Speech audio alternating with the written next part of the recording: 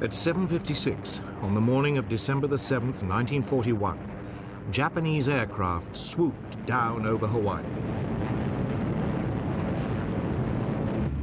Their target?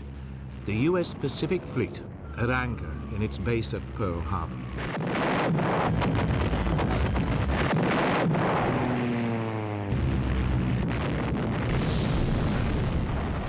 Five US ships were hit immediately.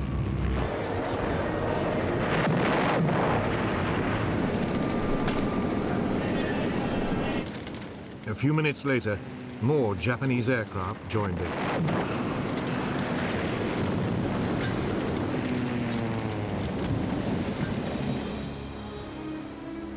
By 8:35, 2 US battleships were sinking, 2 had capsized, and 2 were badly damaged.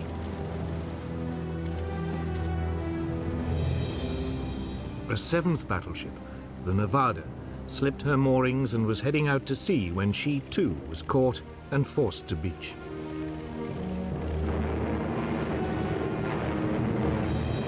Simultaneously, Japanese Zero fighters strafed US aircraft lined up on the island's airstrips.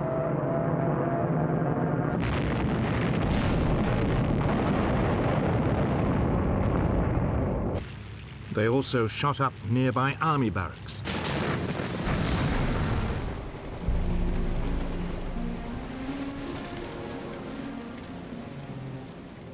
By the end of the attack, dozens of US warships had been sunk or damaged. 188 aircraft were also destroyed.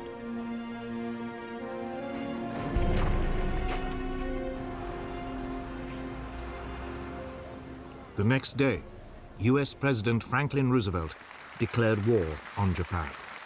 Since the unprovoked and dastardly attack by Japan on Sunday, December 7th, 1941, a state of war has existed between the United States and the Japanese Empire.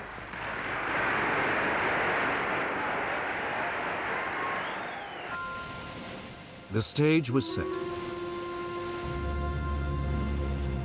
Could Japan knock out the United States with a swift blow before the huge might of America ground it down?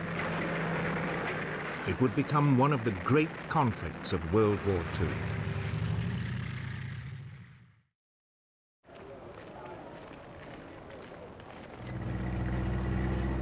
Japan's first steps towards war had come in August 1940. Capitalizing on France's defeat in Europe, it seized control of air bases in the north of the French colony of Indochina. It was looking for a quick and easy expansion of its empire.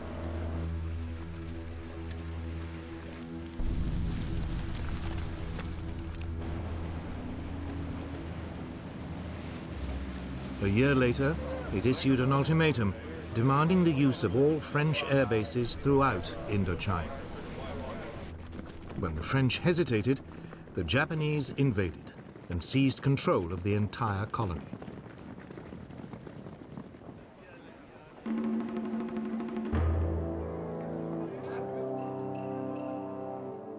Japan felt the consequences almost immediately. The United States froze its overseas financial assets, effectively robbing the country of its ability to buy oil. Japan faced a choice: climb down and lose face, or seize more territory and up the stakes.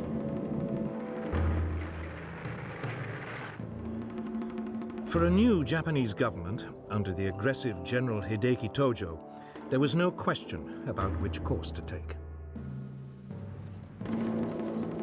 Japanese army and navy commanders were told to prepare for a swift war to occupy all the far eastern territories controlled by Britain, France, the Netherlands, and the United States. The country was expecting a swift victory.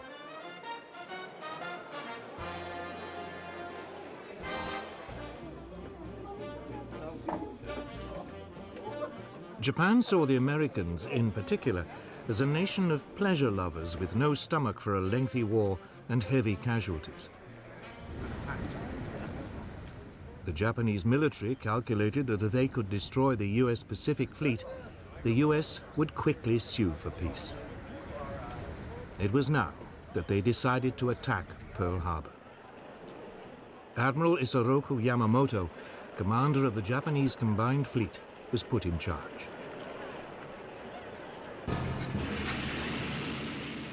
He had 10 battleships, 10 aircraft carriers, and the world's most advanced naval aircraft.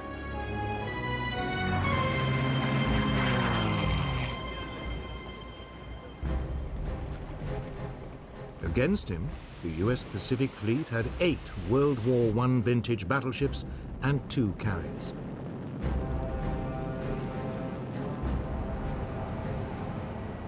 Yamamoto planned the attack with great care. He would hit the US fleet in Pearl Harbor on a Sunday, since, according to intelligence reports, it usually spent the weekends in port.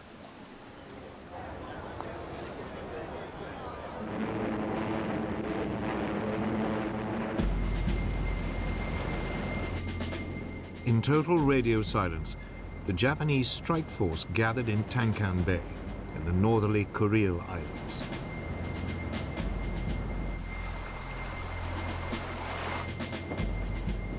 The fleet set sail on November the 26th, 1941.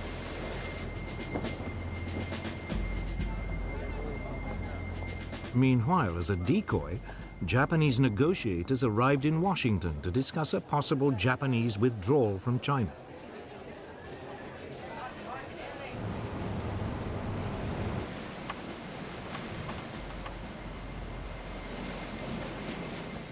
The Japanese fleet refueled after several days at sea.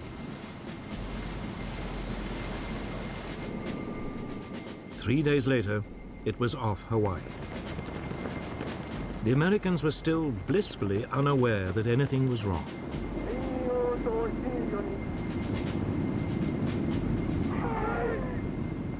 At 6 a.m. on December the 7th, after a final briefing, the first wave of Japanese aircraft took off.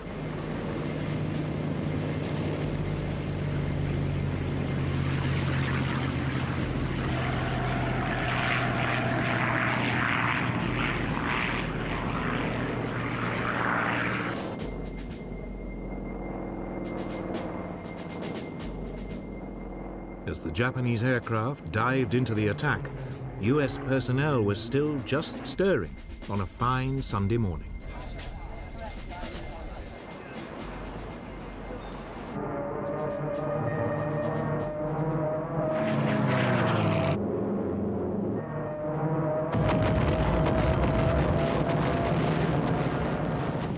It was all over in less than 2¼ hours.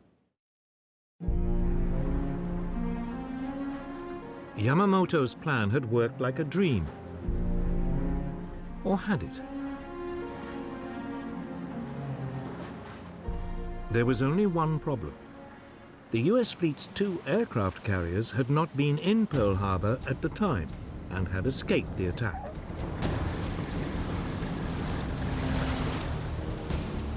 Yamamoto's main aim of crippling the US Pacific Fleet had only partially succeeded.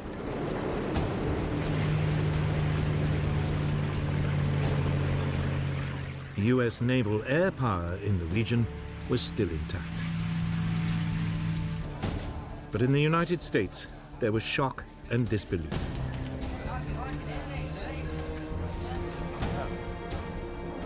It quickly turned into a mood of fury and determination. Angry mobs attacked the Japanese embassy. Japan had disturbed the sleeping giant.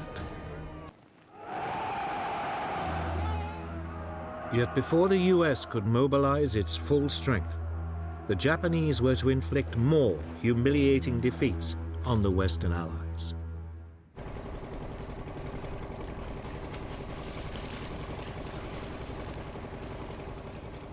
In December 1941, as America was licking its wounds after Pearl Harbor, Japan launched a series of attacks on Western colonies in Southeast Asia. It thought it had knocked out America. Now it moved against Britain and its colonies.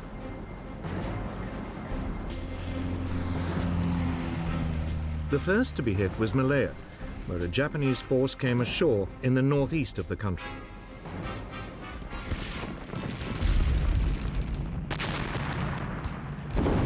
The plan was that it should make its way south down the east coast.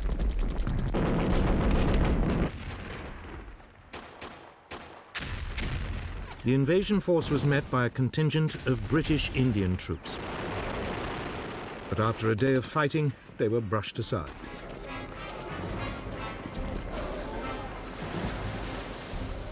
Meanwhile, further north in Thailand, a second Japanese landing was unopposed.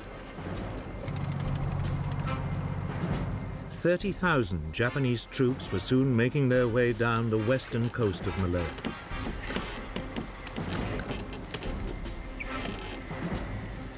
The target of the two groups, Singapore, the center of British military and political rule in the Far East.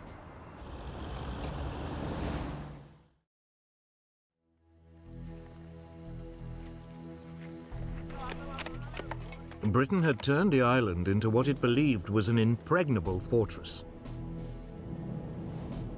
But all the guns pointed south, out to sea. The Japanese were approaching by land from the north.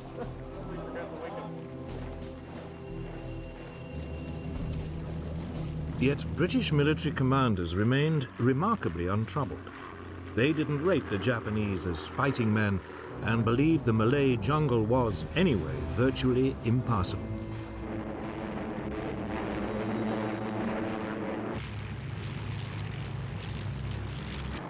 But the Japanese had other ideas. To soften up Singapore, they attacked the city from the air.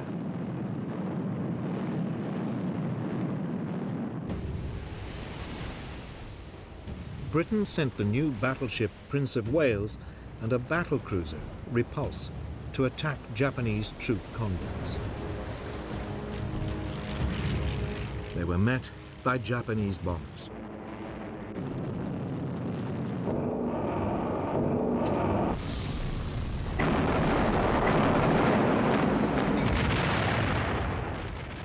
Both warships were sunk in less than 2 hours. Almost 1,000 of their crew were lost. It was the greatest British naval disaster of World War II. In an era of aircraft and aircraft carriers, it was now clear the battleship, for years the mainstay of the British Navy, had had its day.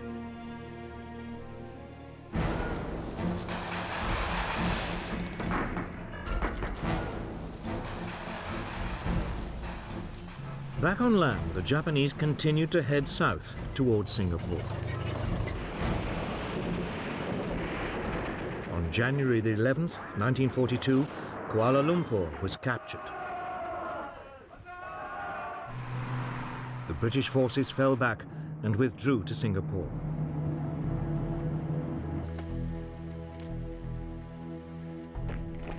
There were now about 100,000 British soldiers to defend it. They faced a force of only 30,000 Japanese.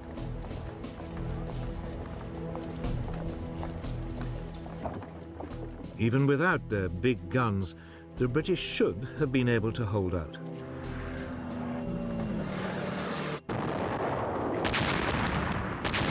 The Japanese launched an assault in early February. It was supported by more airstrikes.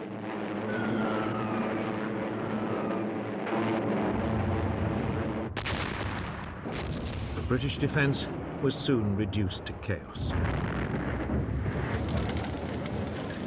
Civilian casualties began to escalate.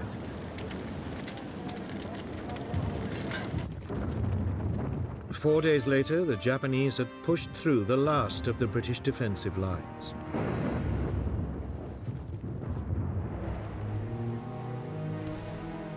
The commander, General Arthur Percival, surrendered with over 90,000 men.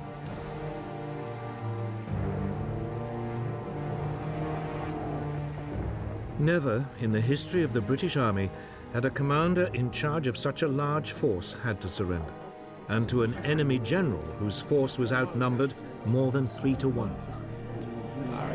Britain's 200-year-old power and prestige in the Far East had been wiped out in just 10 weeks. But it wasn't the only disaster.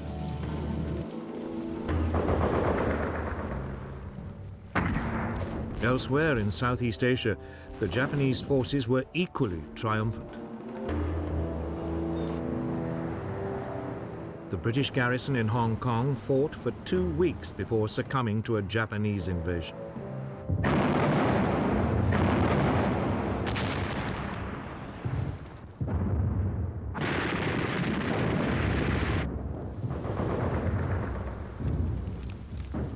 In the Philippines, America fared no better.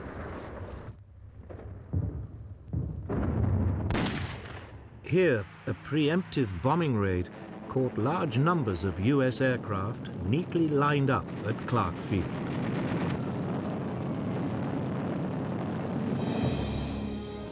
Most were destroyed.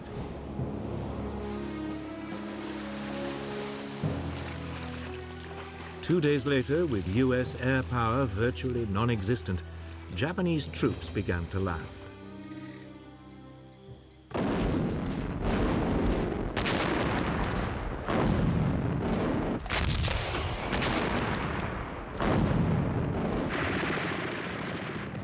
The local Philippine troops melted away.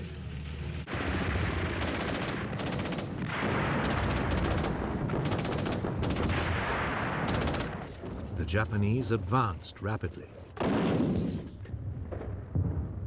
10 days later, Manila was captured.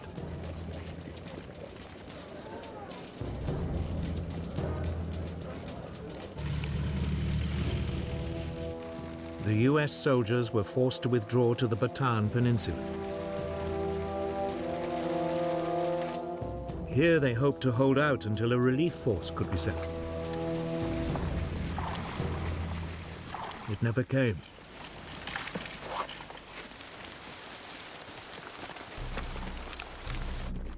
On April 3rd, 1942, Japanese troops launched a major assault on US positions. After 4 days heavy fighting, they broke through.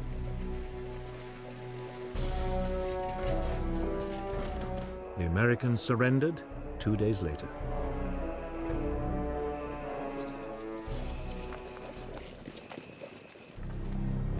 That left just one British colony in the region, Burma. In early 1942, Japanese forces pushed into the south of the country. The British defenses had been utterly neglected. There were only some 15,000 men defending the country. They were no match for the Japanese.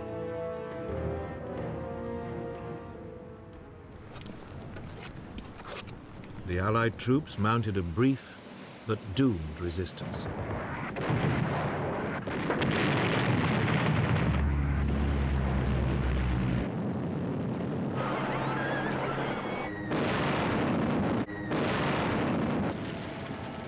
Less than 2 months after invading Burma, the Japanese had seized the capital, Rangoon.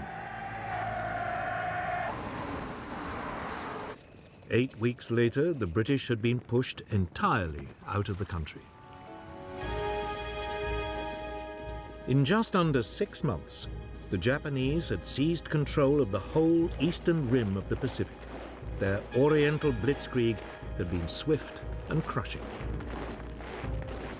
Yet already, there were warning signs that they were not as powerful as they appeared.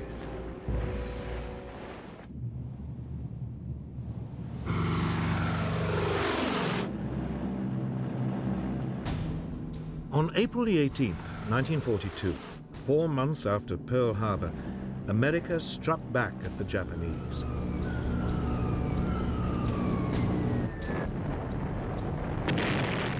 US bombers flying low over Tokyo dropped bombs on the city close to the Emperor's palace.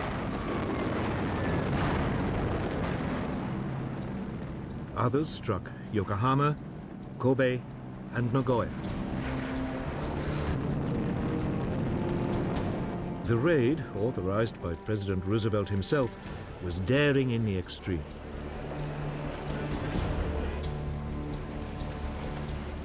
The B-25 Mitchell bombers had not been designed to be launched from aircraft carriers.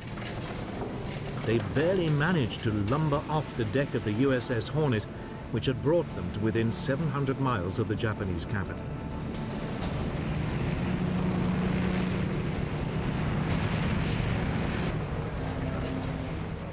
But that didn't diminish their effectiveness in the air.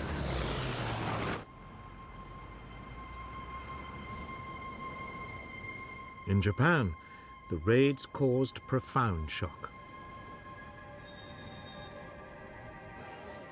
After their runaway successes of the past 4 months, they had never expected an attack on their homeland.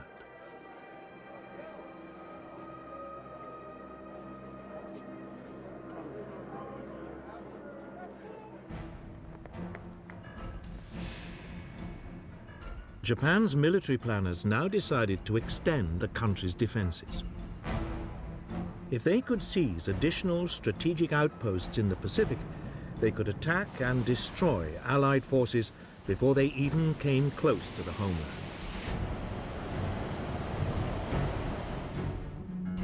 Japan already controlled much of the Chinese coast, Southeast Asia, and the Philippines. They had also seized the Dutch East Indies. Now they decided to strike south and attack Papua New Guinea and the Solomon Islands, and east to take the island of Midway in the middle of the Pacific.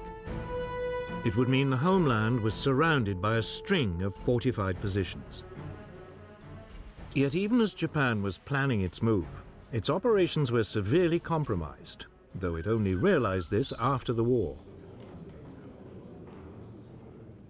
The United States had broken its military and diplomatic codes.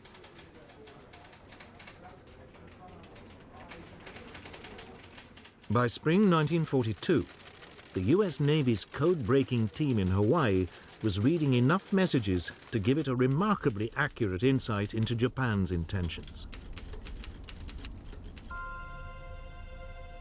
So it was that the US Commander-in-Chief in the region, Admiral Chester Nimitz, learnt the details and timing of Japan's planned invasions of the Solomon Islands and Papua New Guinea.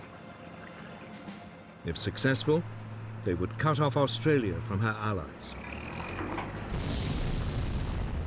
A Japanese bombing raid on Darwin had already caused widespread fear of an invasion.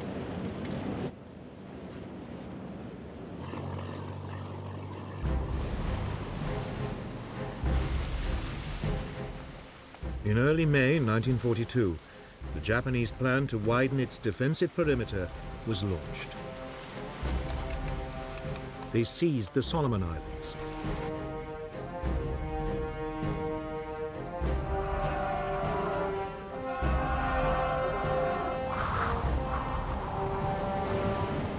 Two days later, the Japanese carrier force entered the Coral Sea in preparation for the main assault on Papua New Guinea.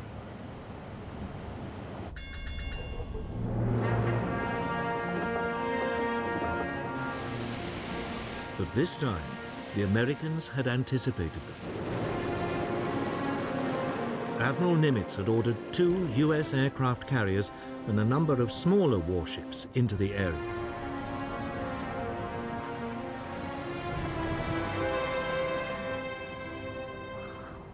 For 2 days, the rival fleets searched for each other.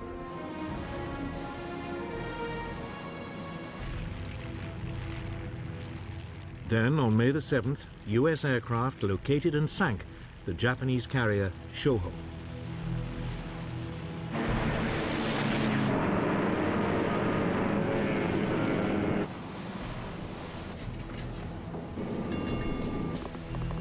The Battle of the Coral Sea was underway.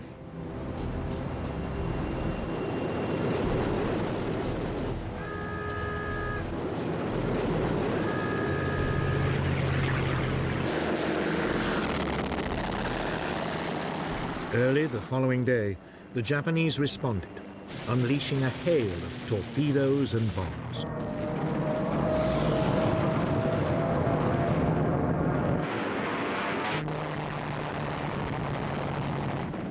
To begin with, the US aircraft carrier Yorktown managed to avoid the Japanese torpedoes.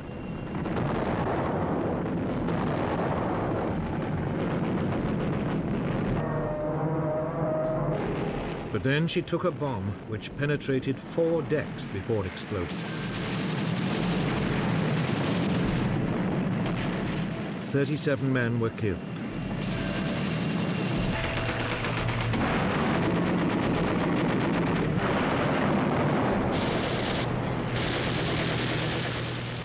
The larger and less maneuverable carrier, Lexington, was also hit by several bombs as well as 2 torpedoes.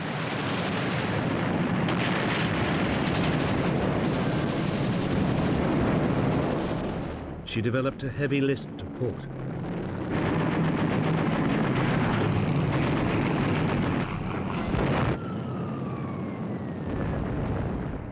The Americans returned fire, attacking the Japanese carrier Shokaku.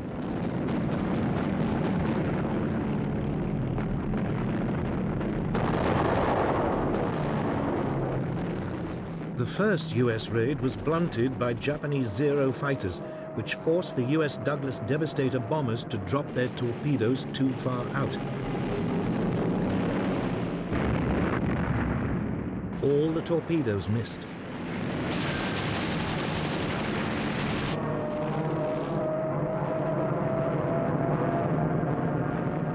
But a second wave of US dive bombers struck home.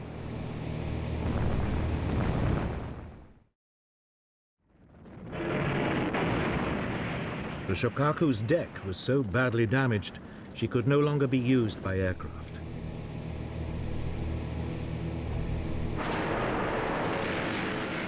After 2 days of fighting, the 2 forces finally disengaged. That evening, the Lexington, still afloat, suddenly erupted in a huge explosion.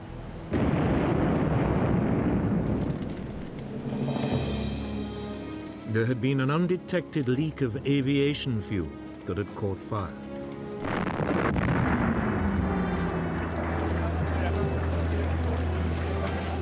Amazingly, all but 215 of the nearly 3,000 men on board were rescued.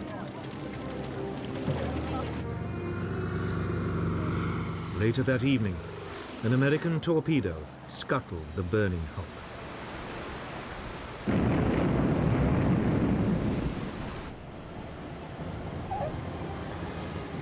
The Battle of the Coral Sea was, on paper, a draw. Each side had lost 1 carrier and had another severely damaged. Strategically, however, it was a major US success.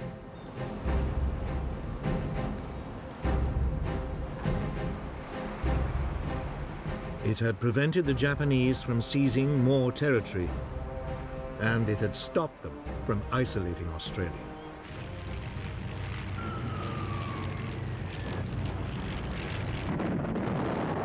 The Battle of the Coral Sea marked a new era in naval tactics. It was the first major sea battle in which the opposing ships were completely out of visual contact. It was fought, instead, by aircraft flying from carriers.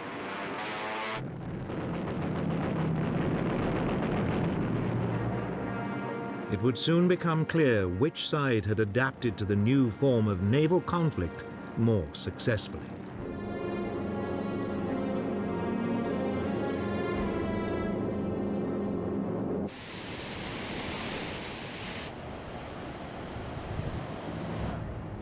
By the late spring of 1942, Japan and America were deadlocked.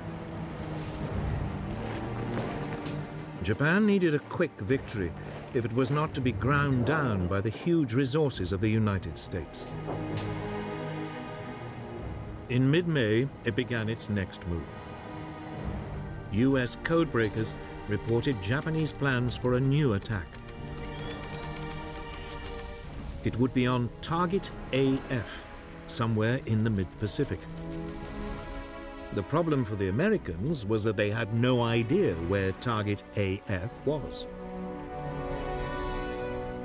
Could it be a reference to Midway Island near Hawaii? An ideal jumping-off point for another attack on the American fleet in Pearl Harbor. The code-breaking team suggested a way to find out. The US Air Base on Midway was instructed to send an uncoded message reporting problems with the island's water system.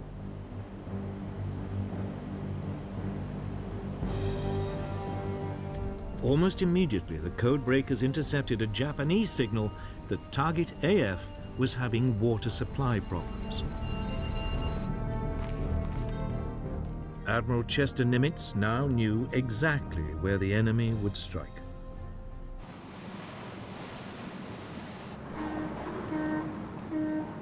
The Japanese plan was typically complex. A diversionary attack on the Aleutian Islands in the North Pacific would draw away part of the US fleet, while Midway was seized by an occupation force. The Americans would be obliged to hurriedly commit their carrier force to retaking the island. There they would be annihilated by a huge Japanese naval presence, including 4 large aircraft carriers. It was the second Japanese attempt to wipe out the US Navy in the Pacific within a year.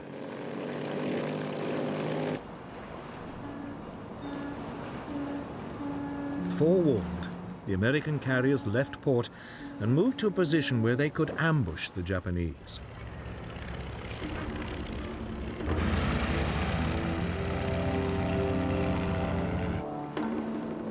On June 3rd, 1942, Japanese forces launched the expected attack on the Aleutian Islands.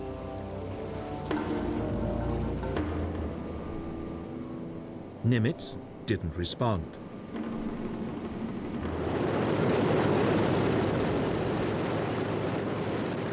Then, early the next morning, the main Japanese carrier force launched a first airstrike on Midway Island to soften up its defenses.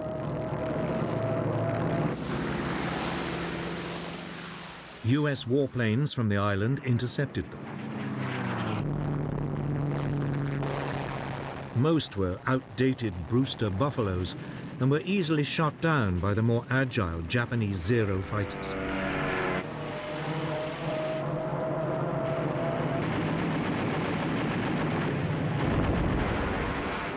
But the Japanese attack had been blunted. Midway's defenses had not been broken.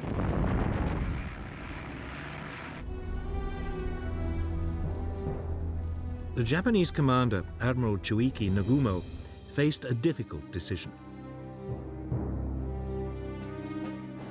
He'd kept some of his aircraft in reserve, loaded with munitions designed specifically for attacking ships, just in case the US fleet was spotted.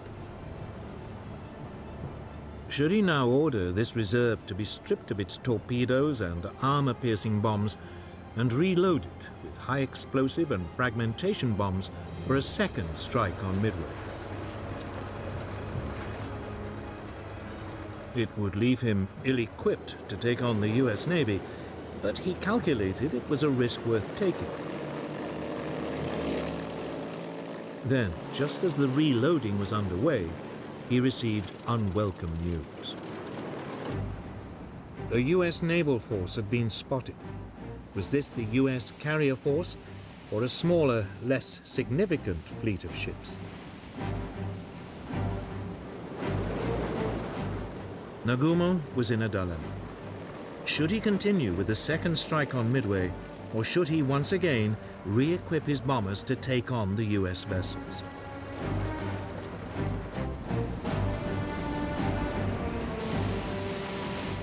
Nagumo decided to gamble. He would push ahead with the second strike on Midway. His hope was that when the bombers returned, there would still be time to rearm them to take on the US ships. Even as he weighed the odds, the Japanese carriers were attacked by US bombers.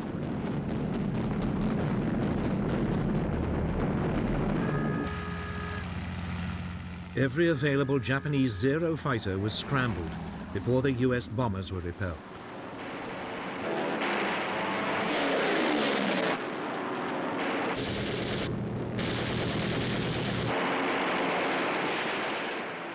Then came another report from reconnaissance planes.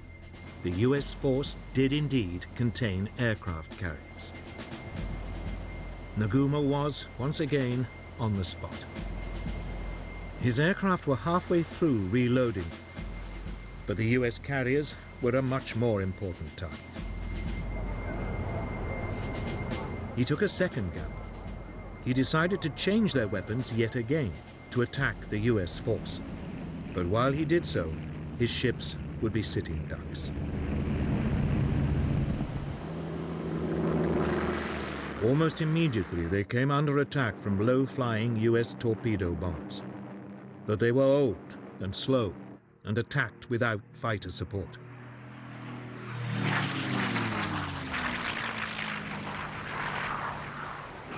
As they approached the Japanese fleet, they were rapidly shot down.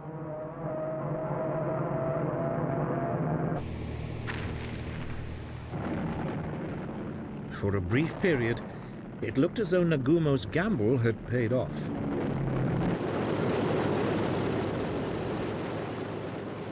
Then, just as his bombers had been reloaded and were ready to take on the US carriers, disaster struck. US dive bombers, approaching unseen at high altitude, hurtled down on his ships. The Japanese were caught completely by surprise. Nagumo had gambled once too often and was now at the mercy of American air power. Within 5 minutes, the US dive bombers had reduced 3 of Japan's largest aircraft carriers to flaming wrecks. All would later sink.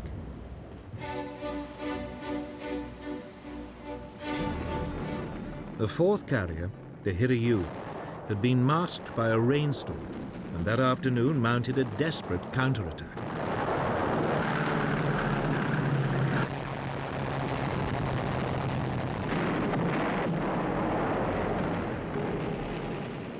The US carrier Yorktown was severely damaged.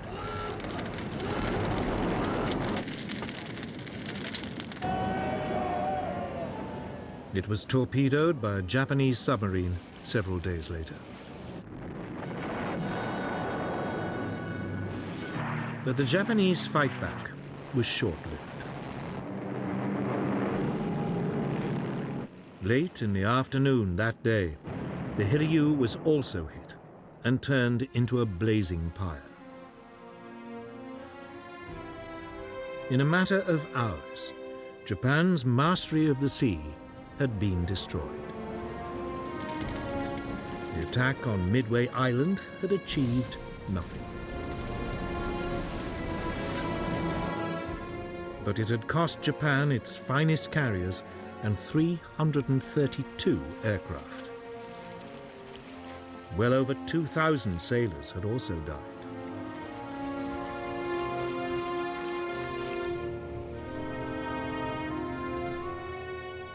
America now ruled the waves in the Pacific. Yet Japan was still undefeated on land and a powerful, threatening force in the air. In the coming months, it would try to maximize these advantages.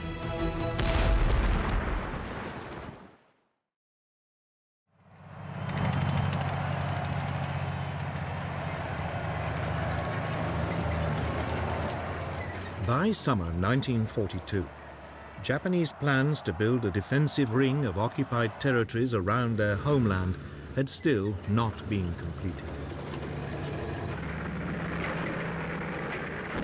Heavy losses at sea had frustrated their attempts to grab Papua New Guinea and islands in the Central Pacific.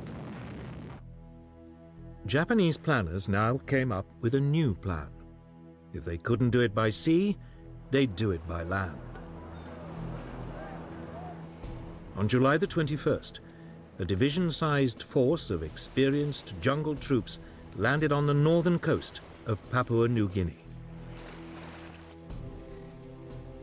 They immediately struck west to capture Port Moresby, the capital.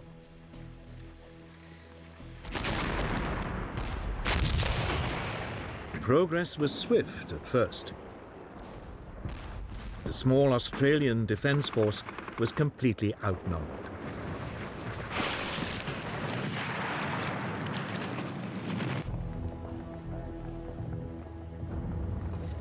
Within weeks, the Japanese had captured the main pass over the Owen Stanley Mountains.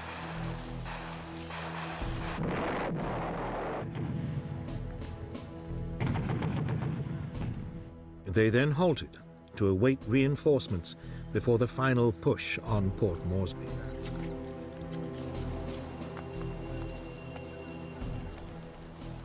The Australians also mustered new forces.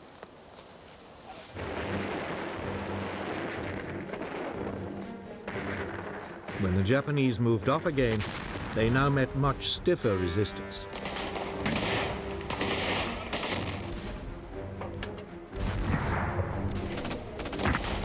For the first time, Japanese troops were up against men who matched them for training, experience, and morale. The Australians stood their ground, and the Japanese were temporarily brought to a standstill.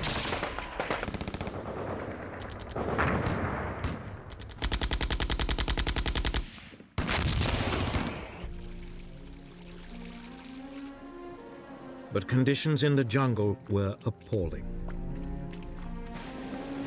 There was constant tropical rain.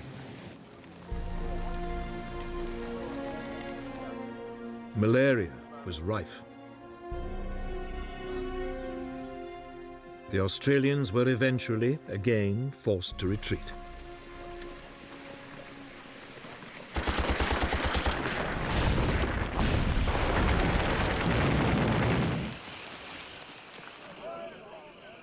After 2 months of grim fighting, the Japanese were within 30 miles of Port Moresby.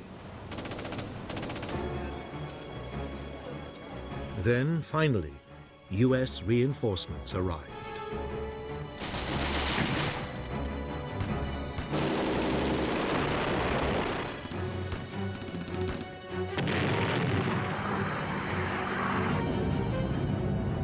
Through September and October, the Japanese were, in their turn, forced back.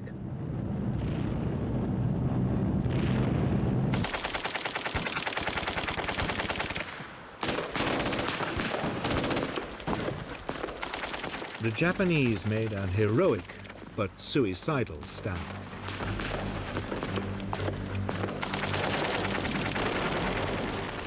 Many chose to die fighting rather than surrender.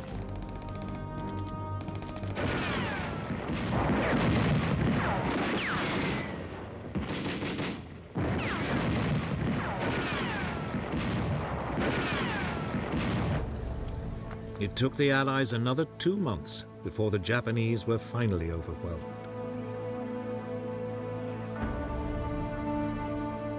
It had been a bloodbath.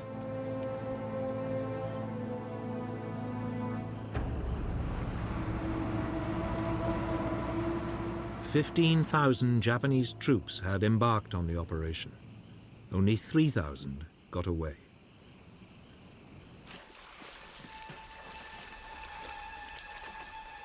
The Japanese were in trouble.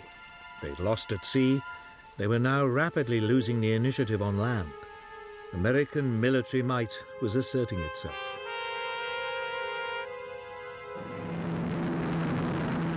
There was only one alternative left: air power.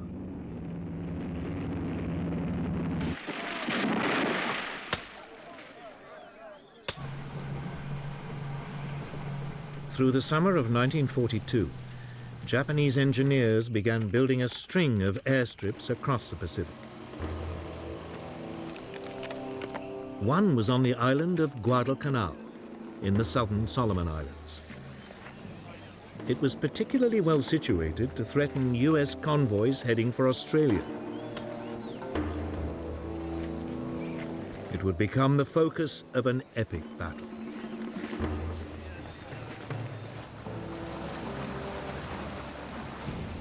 In July 1942, an amphibious force of US Marines invaded the island. They landed without resistance.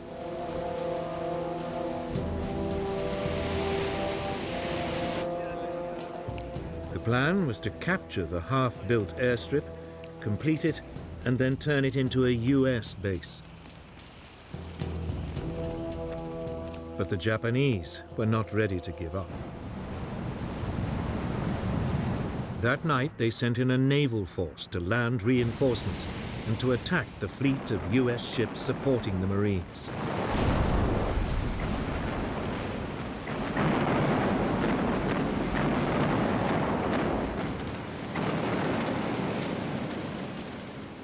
In a dazzling display of night fighting, the Japanese cruisers sank 4 Allied warships and drove the rest out to sea.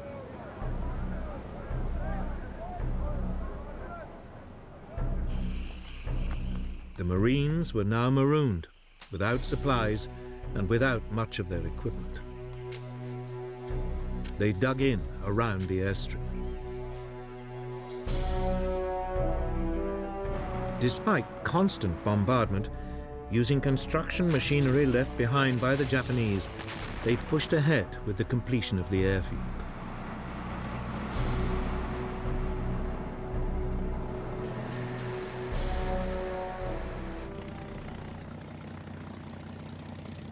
Two weeks later, a group of US Wildcat fighters and dauntless dive bombers flew in. They were not a moment too soon.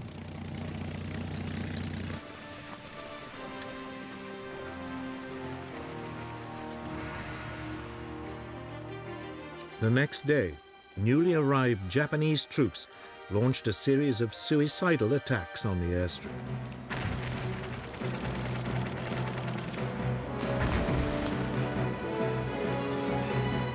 Over the following months, wave after wave of fanatical troops were thrown into the battle.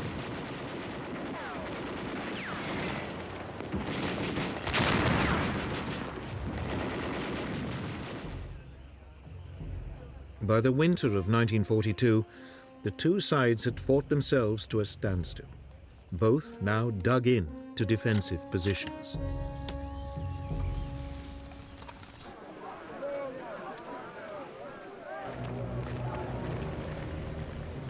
Then, in December, the exhausted US Marines were replaced by fresh troops.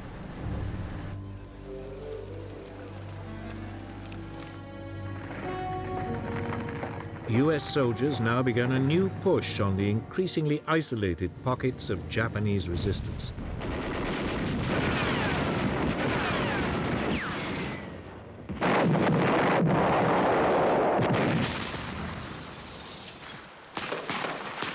By early February 1943, the Americans had finally won control of Guadalcanal.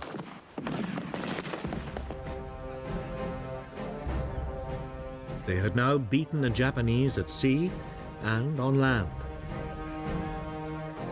They had even denied them access to the air. The Oriental Blitzkrieg had failed. The Japanese Empire now faced a foe that was still growing in strength at a rate it could never hope to match. It was the beginning of a fundamental shift in the course of the war.